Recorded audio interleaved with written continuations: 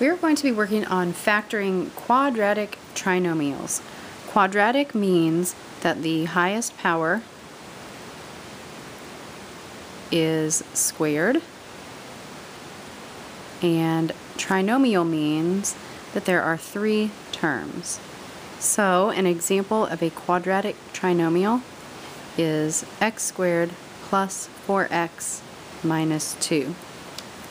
If you haven't already watched the video on YouTube called Teach Me How to Factor, go ahead and pause this, go watch it, and then come back.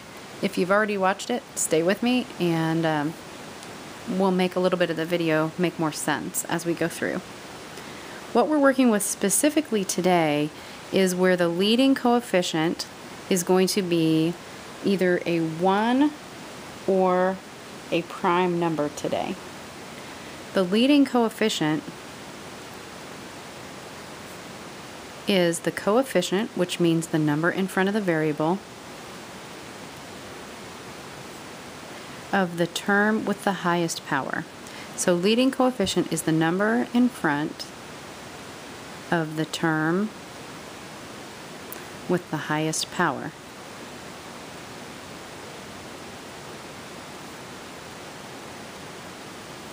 I'm sure that you all remember that if there's no number written, then it's assumed that there would be an invisible one there. So the leading coefficient on our example is a 1. To start out with factoring, the very first thing you want to do is you want to factor out the GCF. GCF is the greatest common factor. And in the video they say to check the GCF first and then FOIL to check your work. So at the end of factoring, you should FOIL to check and make sure that your answer is right.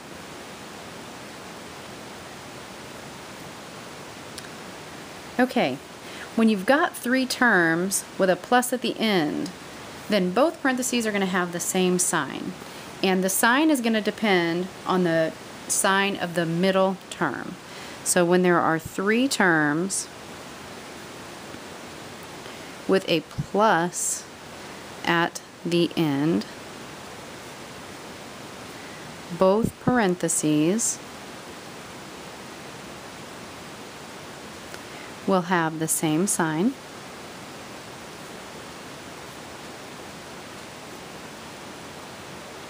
And you need to look to see if the middle sign is addition, then they'll both be plus plus. If the middle sign is subtraction, they will both be minus minus. So the sign is depending on the middle term. You'll either have two parentheses with pluses in the middle or two parentheses with minuses in the middle, depending on that middle term. So let's look at an example and kind of work through the process of factoring. How about x squared plus 13x plus 40? Factoring is kind of like unfoiling, so I'm wanting to break this trinomial into two parentheses that each have a binomial in them, or two terms. So I'm going to go ahead and start by making my two parentheses. Now remember that the very first thing I want to do is check to see if there's a greatest common factor for all three of these terms. So is there a common factor that I can take out of x squared, 13x, and 40? And the answer to that is no. Well, really it's 1, but taking out a 1 isn't going to help us. So the next step that I follow is that I want to fill in the F spots and the L spots. Well, what does that mean? Remember, when you FOIL, you take first times first, outsides, insides, and last times last. So we're going to start with the F spots, the first times first.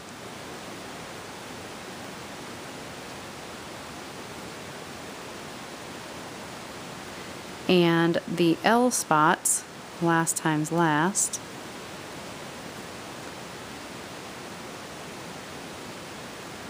And then we'll work with the O and the I terms here in a second. Well, the first times the first spot, first times first, is going to give me that x squared. So I need to think, what times what would give me x squared? And when your coefficient is 1, it's pretty easy because the only thing that's going to work is x times x. So I'll put in an x and an x. The next thing I'm going to do is fill in the L spots. Well, the L spots come from this 40. The 40 is L times L. The x squared is f times f. So I need to ask myself, what times what could give me 40? Now you can ignore that, that's just a scribble. So what times what gives me 40? And usually what I will do is I'll start by making a list. 40 could be 1 times 40, could be 2 times 20, couldn't be 3, could be 4 times 8, could be 5 times, not 4 times 8. It's 4 times 10. 5 times 8. 6 won't work, 7 won't work, and then I'm back to 8 times 5. And once I've got a repeat, then I know I'm finished. So my only possibilities are 1 times 40, 2 times 20, 4 times 10, and 5 times 8. So I'm going to do the rest kind of by guess and check. I'm going to guess what goes in the other two spaces, the L spaces, and I'm going to check to see if they're right by checking the outside times outside, which is here. That's the O term. And the inside times inside, which is here. And what I'm looking to see is for that outside term plus the inside term have to equal the middle term of my problem. So in this case, the outside term plus the inside term need to equal 13. Let's check about the signs of my parentheses. Well, we just looked at when you have 3 terms with a plus at the end, both parentheses are going to have the same sign, and that sign is going to depend on the middle sign of your problem. Since the middle sign of my problem is plus, and I have a plus at the end, then I know my parentheses are going to be plus and plus. And that's going to help me fill in my L spaces. If I filled in those L spaces with 1 and 40, then my inside term would be 1 times x, which is 1x. My outside term would be 40 times x, which is 40x. I'm trying to find 13x when I add up my O plus my I term. So in this problem, I'm looking for 13x. So I need a combination of numbers from this list that will make 13x. If I try 5 and 8, if I put a 5 here and an 8 here, then the outside times outside is going to be 8x positive, and the inside times inside is going to be positive 5x. When I add the O plus the I, the 8x plus the 5x, that gives me 13x. So this is the combination that's going to work. You can check your answer after you've factored by foiling. You do first times first, which is x squared, outside times outside is 8x, inside times inside is 5x, which combines to give me 13x, and last times last is 40. So I know that that is correct. Let's try some more examples of factoring.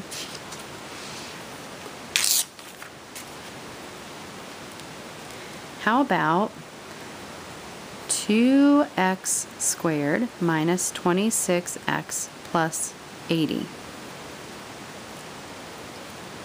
The first step again that we want to do is see if there is a greatest common factor. So is there any number that could divide out of 2, 26, and 80? And that answer is yes, it is a 2. So what we're going to do is write that greatest common factor out in front, 2, and take that out of each coefficient. So 2 divided by 2 is 1, so I have x squared. Negative 26 divided by 2 is negative 13, so negative 13x, and 80 divided by 2 is 40, so that leaves me plus 40. Then I'm going to try and factor. Remember that I want to start by putting my parentheses here, and then I'm going to look at the signs. I've got 3 terms with a plus at the end, so the signs are going to double up. So it'll be the same signs, and the signs will depend on this term right here. So I can already tell I'm going to have minus and minus. And then I'm going to start with my f terms and my L terms. So for the f terms, f times f has to give me x squared. The only thing that's going to work for that again is x times x. So I can fill in an x here and an x here. And then the L terms, L times L, has to equal 40 again. Well, I already know that list from our last problem, so it could be 1 times 40, 2 times 20, 4 times 10, or 5 times 8. And I'm going to fill those in, trying to make with my O and my I terms. I know O plus I has to equal negative 13x. Since the signs are going to be the same, if I put in, let's try 2 and 20. If I put in a 2 and a 20, that will give me negative 2x here and negative 20x here. Negative 2x and negative 20x will be negative 22x, so that's not going to work. 4 and 10 will be negative 4x, negative 10x, which makes negative 14x. Let's try 5 and 8. Negative 5x and negative 8x would be negative 13x. So that's the combination that's going to work. We'll put in negative 5 and negative 8. If you FOILed that out and then distributed the 2, you should end up with that same problem that you started with. Now let's switch things up a little bit and look at trinomials that have 3 terms with a minus at the end.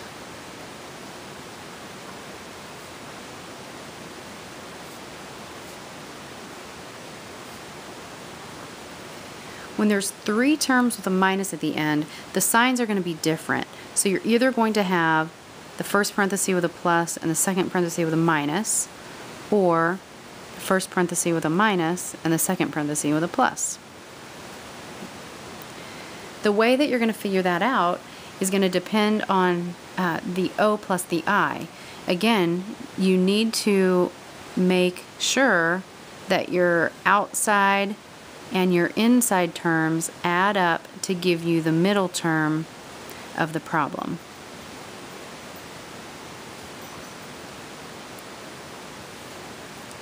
These get a little bit more involved. So let's look at an example here.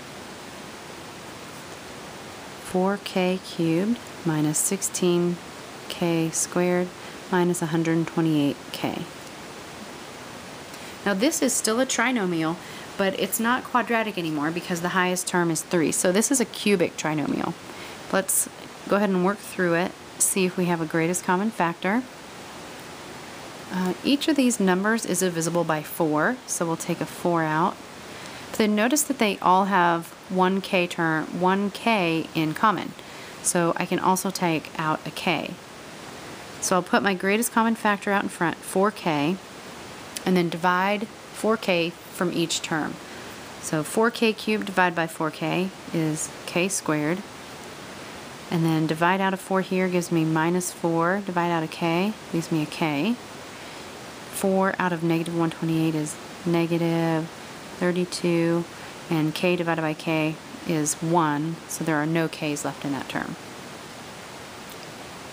Now notice that I have 3 terms with a minus at the end. That means I'm going to have opposite signs. So I've got to be a little bit more careful when I factor. I go ahead and set up my 2 parentheses. And sometimes I'll write myself a note that it's going to be plus, minus, or minus plus, just to remind myself as I'm thinking through it. I'm still going to start the same way. The f times f term has to be k squared. So we're lucky there's only one possibility. It's got to be a k and a k. And in this problem, the L times L terms have to be 32. So that could be 1 times 32 or 2 times 16. 3 won't go into 32. 4 times 8 will work. 5 won't go in. 6 won't go in. 7 won't go in. And then we're back at 8 times 4. So once I repeat, I've got everything in my list. Now what we're going to be doing is filling in values for the last term and the last term, and trying to make it so that the outside two terms, the O plus the I, are going to equal negative 4k when I add them together. So let's try with 1 and 32. If I put a 1 here and a 32 here, we'll have k times 32 would be 32k, and k times 1 would be 1k. So even if I made one positive and one negative, the difference between these two is going to be 31k, which is not the 4k that I'm after. So 1 and 32 are not going to work. Let's try 2 and 16. 2 here, 16 here. That will give me k times 16 is 16k, and 2 times k is 2k. The difference between those is 14k, which is not the 4k I'm after, so that's also not going to work. So right now I already know that the 4 and the 8 are going to be the combination that works. So I'll put my 4 and my 8 in here because it's the only thing left if it's going to factor. 8 times k is 8k, 4 times k is 4k. The difference is 4k. Now here's how I decide which one is positive and which one's negative. I need to equal negative 4k. So I want my 8k to be the negative number and my 4k to be the positive number. So what I'm going to do is I'm going to attach the sign to the number 8, so that's going to be minus, and the positive sign to the 4, so that's going to be plus. So you can see that when I would FOIL that, I would have k times k is k squared, and then k times negative k, negative 8 rather, is negative 8k. 4 times k is 4k, so those would combine to negative 4k. And then 4 times negative 32 would be negative 32. Let's look at a couple more examples so that we can just solidify what we're doing here with factoring. Some of you may already be familiar with it, but the more practice you get, the better you're going to be. So let's go 3x squared plus 35x minus 12. Automatically, the first thing I'm going to do is check if there's a greatest common factor. So is there a greatest common factor for 3x squared, 35x, and 12? And there's not. So notice that this one is different. Instead of an x squared at the beginning, we have a 3x squared, but that's a prime number. So when f times f has to equal 3x squared, there's still only one way to make that happen. It's going to have to be a 3x times an x. So when I set up my parentheses, my first times first spaces are going to be 3x and x.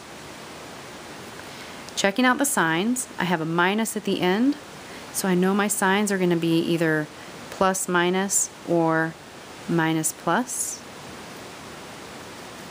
And then my values for L times L need to equal 12. I'm not going to worry about the signs on that right now. I'm just going to list out my possibilities. 1 times 12, 2 times 6, and 3 times 4 are the only possibilities. And then I'm going to start guessing and checking. Remember that you want your outside term plus your inside product times plus your inside product has to equal 35x. And keep in mind that those signs are going to be different, so we want the difference between the O and the I that we get to be 35x when we're checking. So let's pick a set of numbers. Let's pick, let's try 3 and 4. 3 here, 4 here. If I check my outside terms, I'll have 3x times 4 is 12x. Inside terms, 3 times x is 3x. The difference there is 9x, so that's not going to work. What if I switch those and try 4 here and 3 here?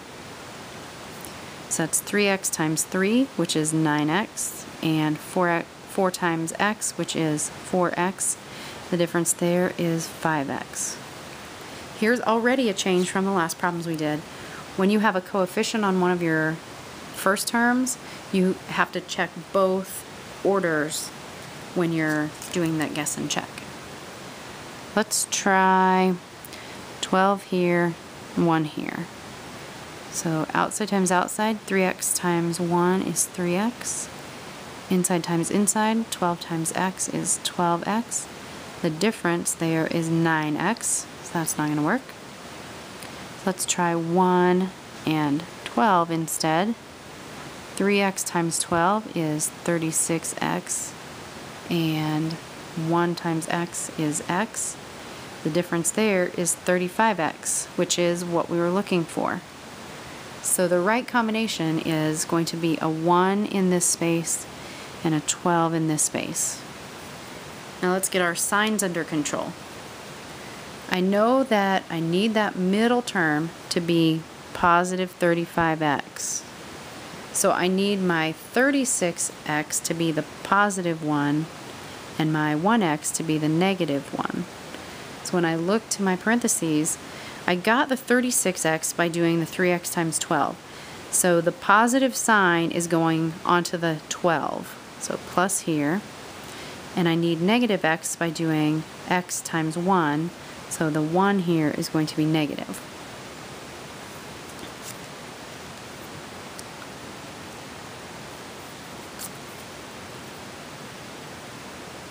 The last problem we're going to look at for now is going to be 5x squared plus 80x plus 300. What's the first thing we're going to check for? We want to see if there is a greatest common factor for all three of these numbers. 5 goes into 5, and these both end in a 0, so 5 will come out of all three. There are no variables in common, so we'll take a 5 out front, and that leaves us with x squared plus 16x plus 60. We want to check our signs. Since I've got three terms with a plus at the end, the signs are going to be the same, and since it's a plus in the middle, they're going to be two pluses. And then my first times first term is an x squared, so that makes the first spaces easy, x and x. And then last times last needs to equal 60, and the o plus I terms need to add up to give me that 16x in the middle. So let's work out the combinations for 60. 60 could be 1 times 60, or 2 times 30, or 3 times 20, or 4 times 15, or 5 times 12, or 6 times 10. Let's see, will 8 work? 8 will not work, 7 will not work, 9 will not work, 10 is the next one that works, and that's a repeat. So which combination could I put in to the last two spaces so that the O term and the I term will add to 16x? Looking through this list, it looks like a 6 and a 10 will do it, so we'll try a 6 and a 10. The outside terms give me 10x. The inside terms give me 6x, which does add up to that 16x. So I am finished factoring this problem. It's 5 times x plus 6 times x plus 10.